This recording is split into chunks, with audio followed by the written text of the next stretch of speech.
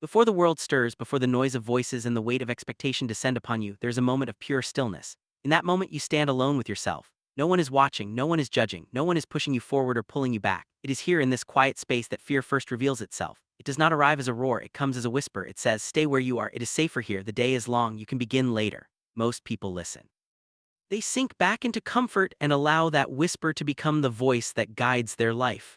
But the few who rise in this moment, the few who stand while others remain still, discover something powerful.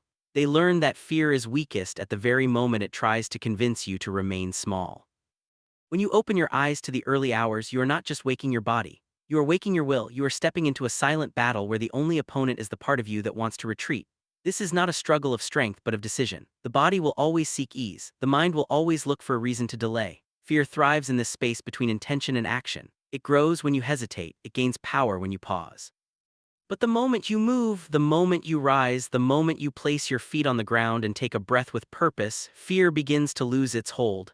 It does not vanish instantly, but it weakens. It steps back. It watches you act, and in that action it finds no ground to stand on. Each morning is a mirror. It reflects the way you will face the rest of your life. If you begin by avoiding discomfort, you will avoid challenge. If you begin by surrendering to ease, you will surrender when the path becomes steep.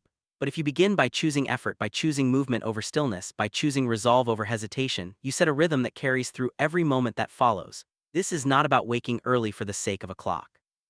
It is about waking early to meet yourself before the world tries to define you. It is about standing in that quiet and saying, without words, "I will not be ruled by what I fear today." Fear often disguises itself as reason. It tells you that waiting is wise, that caution is intelligence, that stepping back is safety. And sometimes caution is necessary, but more often this voice is simply the shadow of doubt trying to protect itself. The disciplined learn to tell the difference. They listen but they do not obey. They acknowledge the feeling but they act anyway. In the early hours when the world is still and the mind is clear, you can see this voice for what it truly is. It is not a guide. It is a test, and every morning you are given the chance to pass it. As you move through these first moments of the day, you begin to realize that fear is not an enemy to be destroyed. It is a signal. It points to the edges of your comfort, to the boundaries of what you have not yet mastered. Where fear appears, growth waits. The weak turn away from this signal. They retreat, they distract themselves, they bury the feeling under noise and routine. The strong walk toward it. They do not rush blindly. They move with awareness, with breath, with presence. They allow the discomfort to exist, and in doing so, they discover that it cannot control them. It can only accompany them. There is a powerful lesson in the simple act of rising when the body would rather remain still. You learn that you are not your impulses, you are not your hesitation, you are not the wave of feeling that passes through you in a moment of doubt. You are the one who chooses what to do next. This realization is the beginning of fear's undoing. Once you understand that you can act independently of what you feel, fear loses its authority. It becomes just another sensation, like cold on the skin or heat in the muscles, present but not commanding. In these early hours, you also begin to train your attention. The world is quiet. There are fewer demands, fewer distractions, fewer voices competing for your focus. This is a gift, but only if you use it. As you move, breathe, and prepare yourself, you learn to direct your mind rather than let it wander. You learn to hold a thought steady, to return to your purpose when the mind drifts, to anchor yourself in the present moment. This focus is a shield.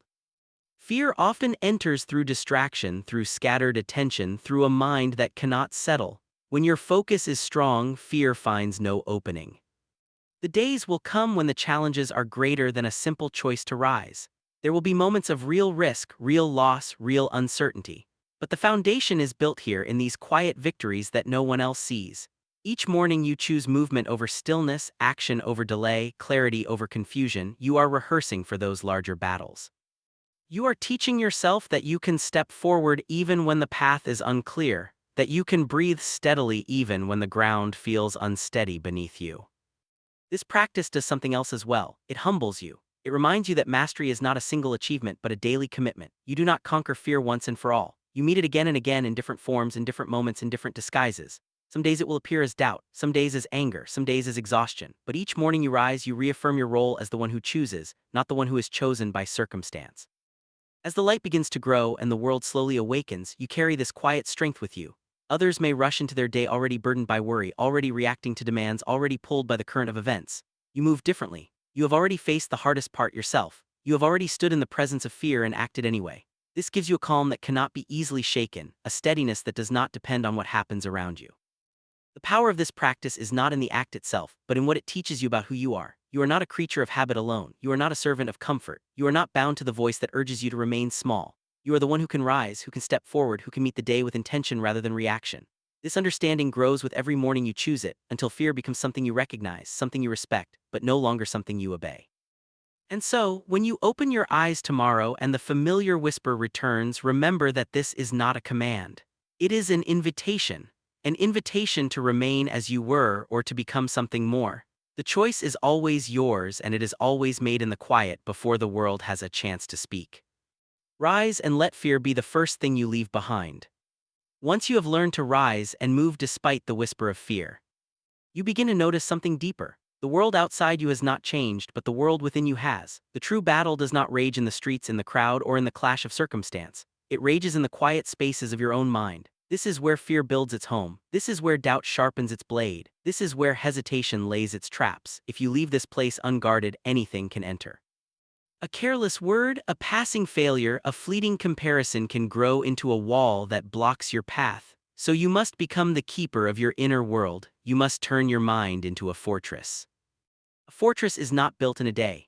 It is built stone by stone, decision by decision, moment by moment. Every thought you allow to linger becomes a brick in its walls. Every habit of focus strengthens its gates. Every moment of awareness lights a torch along its corridors. Most people live with their minds wide open, as if any thought that passes by deserves to enter and stay. Fear walks in easily. Doubt settles down comfortably. Distraction moves freely from room to room. And over time, the mind becomes a place of noise, confusion, and weakness. But you do not have to live this way. You can choose what enters, you can choose what stays, you can choose what leaves. The first step is awareness. Sit with your thoughts, even the ones you do not like, especially the ones you do not like. Notice how quickly the mind jumps, how often it returns to old worries, old regrets, old imagined futures that may never come. Fear often hides in these places. It disguises itself as memory and prediction. It shows you what went wrong before and tells you it will happen again. It paints a picture of what might go wrong tomorrow and asks you to live in that picture today. The untrained mind accepts this as reality. The disciplined mind sees it as a passing cloud. You are not your thoughts, you are the one who observes them. This simple understanding is the key that locks the gates of your fortress. When a fearful thought arises, you do not have to fight it, you do not have to follow it, you do not have to believe it. You can simply notice it, acknowledge its presence, and let it pass. Like a stranger at the gate, it can knock, but you decide whether it enters. This is not indifference, this is control. Silence is your ally in this training. In silence, the mind reveals its true nature. Without noise, without distraction, without constant stimulation, you begin to hear the patterns of your own thinking. You notice where fear repeats itself. You see where doubt circles the same ground. You become familiar with the pathways your mind travels when it is left alone. This familiarity gives you power. You cannot guard a place you do not know. So you must walk the halls of your own mind, explore its corners, and bring light to the places where fear prefers to hide. Focus is the wall that keeps the fortress strong. When your attention is scattered, your defenses weaken. Fear slips in through the cracks of distraction. A mind that is pulled in many directions cannot stand firm in any of them. This is why you must practice holding your attention on one thing at a time. Whether it is your breath, your movement, your work, or your words, give it your full presence. When the mind wanders, gently bring it back. This is not a struggle, it is a training. Each time you return your focus, you strengthen your ability to choose where your mind rests. Over time, you will notice a change. The thoughts that once overwhelmed you begin to lose their weight. The fears that once seemed solid begin to feel lighter, less convincing. This does not mean they disappear forever. It means they no longer rule. They may still visit, but they no longer command. The fortress stands and you stand within it, steady and alert.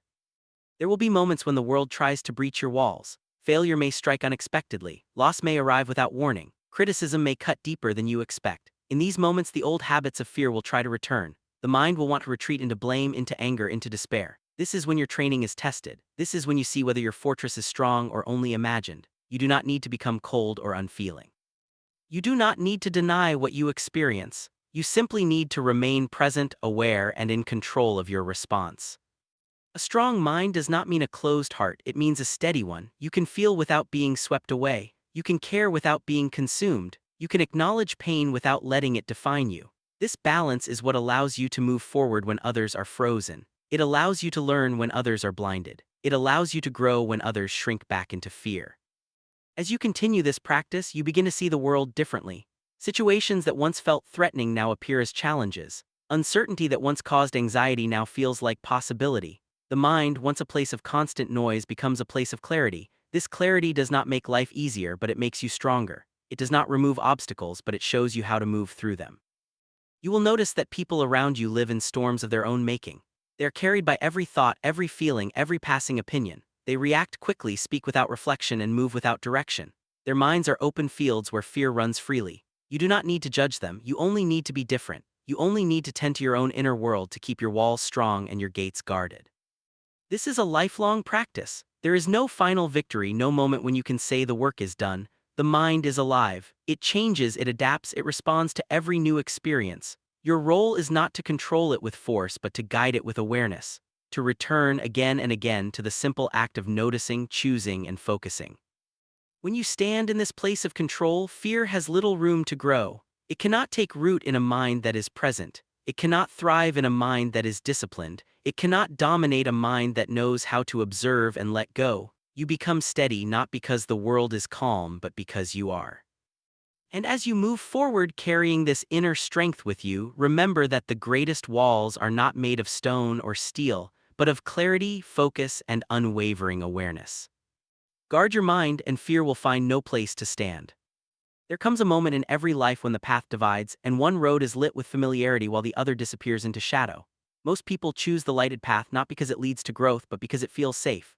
They tell themselves that caution is wisdom, that delay is preparation, that avoidance is intelligence. But in truth, they are not choosing safety. They are choosing to remain unchanged. Fear lives comfortably in that choice. It settles in, builds its home, and grows stronger each time it is obeyed. If you wish to understand fear, truly understand it, you must stop running from it and begin walking toward it. Fear is not a wall meant to stop you. It is a gate meant to test you. On the other side of it is not destruction but expansion. Yet the mind paints it as a monster, something to be escaped, something to be hidden from. The untrained see fear as a signal to retreat. The disciplined see it as a signal to advance. This does not mean recklessness. It does not mean blind courage. It means presence. It means standing where you are, breathing where you are, and choosing to remain instead of fleeing. Notice what happens when fear appears. The body tightens, the breath becomes shallow. The mind begins to race ahead, creating stories of what might go wrong, of how you might fail, of what you might lose. These stories feel real even though they are only shadows of a future that has not yet arrived. Most people are defeated by these shadows. They step back, they turn away, and in doing so they teach their mind that fear is in control. Each retreat strengthens the habit of avoidance. Each escape deepens the path that leads back to the same place. But if you stay, if you remain in the presence of fear without running, something different begins to happen. The stories lose their sharpness. The sensations in the body begin to soften. The breath finds its rhythm again. You realize that fear, when observed, is not an enemy that can strike you down. It is a feeling that rises and falls like a wave. It comes, it peaks, and it passes. This realization is powerful. It teaches you that you can experience discomfort without being destroyed by it. You can feel uncertainty without being paralyzed by it. You can stand at the edge of the unknown and remain steady. This is how fear is transformed, not by force, not by denial, but by presence. When you face what you have been avoiding, you reclaim the part of yourself that you gave away when you first chose to run. You discover that courage is not the absence of fear, but the willingness to stay with it. Each time you do this, you weaken fear's hold. You show your mind that you are capable of more than it imagined. There will be times when this feels overwhelming. The mind will protest. It will say that this is too much, that this is unnecessary, that you should go back to what is known. This is the moment of practice. This is the moment that shapes who you become. You do not have to make a grand gesture. You do not have to conquer everything at once. You only have to take one step and remain present in that step. Let your breath guide you. Let your attention anchor you. Let your awareness be the ground beneath your feet. As you continue to face what you once avoided, you begin to notice a change in how you see the world. Situations that once seemed threatening now appear manageable. Challenges that once felt overwhelming now feel like invitations to grow. You realize that much of what you feared was not the thing itself, but your own imagination of it. By stepping into the experience, you replace imagination with reality, and reality is often far less frightening than the stories the mind creates. This practice extends beyond moments of obvious challenge. It lives in small, everyday choices, speaking when you would rather stay silent, acting when you would rather wait, trying when you would rather remain comfortable. These are the quiet arenas where fear often hides. They do not look dramatic, they do not announce themselves, but they shape the course of your life just as surely as any great decision. Each small act of facing what you would normally avoid builds a foundation of confidence that cannot be easily shaken. You will also discover that facing fear reveals something else, your own capacity for resilience. You begin to trust yourself, not in a shallow way, but in a deep, steady way that comes from experience. You know that you can meet difficulty and remain standing. You know that you can feel discomfort and continue forward. This trust becomes a source of calm that stays with you even in uncertain times. It does not mean you will never feel fear again. It means you will no longer be ruled by it. There is a quiet strength that comes from this way of living. You do not need to announce it, you do not need to prove it. Others may sense it in the way you move, in the way you speak, in the way you hold yourself in moments of tension. You become someone who does not rush to escape, who does not flinch at challenge, who does not collapse under pressure. This presence alone can change the way situations unfold. Calm invites clarity, steadiness invites respect, courage invites possibility. Do not misunderstand this path. It is not about seeking danger for its own sake. It is not about chasing fear to feel powerful. It is about honesty. It is about noticing where you are holding back, where you are shrinking, where you are choosing the familiar over the meaningful. It is about stepping into those places with awareness and intention, not to conquer the world, but to understand yourself more fully. As you walk this path, you will find that fear becomes a teacher rather than a tyrant. It shows you where you have more to learn, more to grow, more to become. It points to the edges of your current self, inviting you to expand beyond them. Each time you accept that invitation, your world becomes a little larger. Your life becomes a little richer. Your sense of what is possible begins to shift. The road does not become easier, but you become stronger. The challenges do not disappear, but your ability to meet them deepens. And in this steady, ongoing practice of facing rather than fleeing, you discover a form of freedom that cannot be given or taken away. It is the freedom to stand in the presence of uncertainty and remain whole. So when the shadowed path appears, when the familiar voice urges you to turn back, pause, feel your breath, feel your feet on the ground. Look ahead not with defiance but with curiosity. Take a step forward and let the experience meet you where you stand. Walk toward what you fear, and you will find the strength you have been searching for. There is a moment in every challenge when the heart begins to race, when the breath shortens, and when the mind is tempted to act before it understands. This is the moment where many lose their way.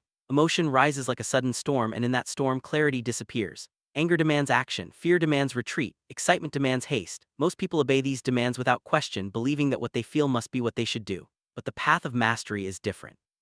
It asks you to pause within the storm, to stand still while everything inside you urges movement, and to choose your step with intention rather than impulse. Emotions are not enemies, they are messengers. They carry information about what matters to you, about what you value, about what you perceive as a threat or an opportunity. But a messenger is not a commander. When you allow emotion to rule, you hand over control of your actions to a force that is fleeting, changeable, and often misleading. One moment you are brave, the next you are doubtful. One moment you are calm, the next you are consumed by anger. If you follow these shifts without reflection, your path becomes a series of reactions rather than a journey guided by purpose. To move strategically is to listen without obeying, to feel without being swept away. It is to create a space between what arises within you and what you choose to do in response. In that space there is freedom, there is choice, there is power. You begin to see that you can experience a strong emotion and still act with calm. You can feel fear and still move forward. You can feel anger and still speak with precision. This is not suppression, it is mastery. Look at the way many approach conflict. They rush in with words they cannot take back, with actions they have not considered, with decisions made in the heat of the moment. Later, when the storm has passed, they see the damage and wonder how it happened. But the damage was not caused by the situation alone. It was caused by the surrender of strategy to impulse. A calm mind could have seen a different path. A patient mind could have waited for a better moment. A clear mind could have chosen a more effective action. Strategy begins with observation. Before you move, you look. You notice the environment, the people, the subtle shifts in tone and posture, the rhythm of events as they unfold. You listen not only to what is said, but to what is left unsaid. You pay attention to the spaces between actions, the pauses, the hesitations. In these quiet details, you find information that emotion alone would never reveal. You begin to understand the shape of the situation rather than just its surface. As you observe, you also turn this attention inward. You notice what you are feeling without being pulled into it. You recognize when your breath becomes shallow, when your muscles tighten, when your thoughts begin to narrow. These are signs that emotion is trying to take the lead. Instead of resisting, you acknowledge them. You slow your breath. You soften your gaze. You widen your attention. In doing so, you create room for choice. A strategic mind is patient. It does not rush to the first solution. It allows possibilities to unfold. It considers not only what can be done, but what should be done. It weighs the immediate gain against the long-term consequence. This patience is often misunderstood as hesitation, but it is not the same. Hesitation comes from fear of acting. Patience comes from confidence in choosing the right moment. The difference can be felt in the body. Fear tightens, confidence steadies.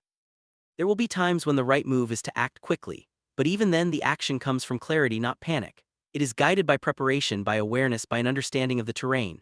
This is why training the mind matters so deeply. You cannot expect to think clearly in a moment of pressure if you have never practiced clarity in moments of calm. The habits you build in quiet times become the instincts you rely on in storms. Consider how often people are drawn into battles that do not serve them. A careless comment, a small slight, a passing disagreement becomes a conflict that consumes time, energy, and peace of mind. Emotion whispers that you must respond, that you must defend, that you must win. Strategy asks a different question. Is this worth your strength? Not every challenge deserves your full attention. Not every provocation requires a response. Choosing when not to act is as important as choosing when to move. This discernment is a form of respect for your own energy. You begin to see your focus as something valuable, not to be spent carelessly. You protect it. You direct it toward what truly matters to you, toward goals that align with your deeper purpose. In doing so, you free yourself from the endless cycle of reaction that traps so many in a life of constant tension. As you practice this way of moving through the world, you may notice a change in how others respond to you. Calm has a presence. It creates a space around you that invites reflection rather than confrontation. People sense when they cannot easily pull you into their storms. This does not make you distant or cold, it makes you steady. It makes you someone who can be relied upon in moments of difficulty, someone who brings clarity when things are unclear. This steadiness also changes how you see success and failure. When you act from strategy rather than impulse, you are less attached to immediate outcomes. You focus more on the quality of your choices than on the results they produce in the moment. You learn from what works and from what does not without being thrown off balance by either. This learning becomes part of your preparation for the next challenge, the next decision, the next step on your path. Over time, this approach weaves itself into every part of your life. You speak with more intention. You listen more deeply. You move with a sense of direction rather than urgency. The world may still be loud, demanding, and unpredictable, but you carry a quiet center within you that does not easily waver. From this center, you can respond to what arises with thoughtfulness rather than reflex. This does not mean you will never feel strong emotion again. You will. You are human, and to feel is part of being alive, but you will no longer be carried away by what you feel. You will stand with it, understand it, and then choose your path. In this choice lies your true strength. The more you practice this, the more natural it becomes. The pause between feeling and action grows wider. The clarity in that space grows deeper. What once required effort becomes a habit. What once felt like restraint becomes freedom. You realize that you are not limiting yourself by acting strategically. You are expanding your ability to move through the world with purpose and effectiveness. When the next challenge arrives and emotion rises, as it always will, remember that you are not required to follow it. You are free to observe, to breathe, to choose. In that choice, you shape not only the outcome of the moment but the direction of your life. See clearly, choose wisely, and let every step be guided by purpose rather than impulse.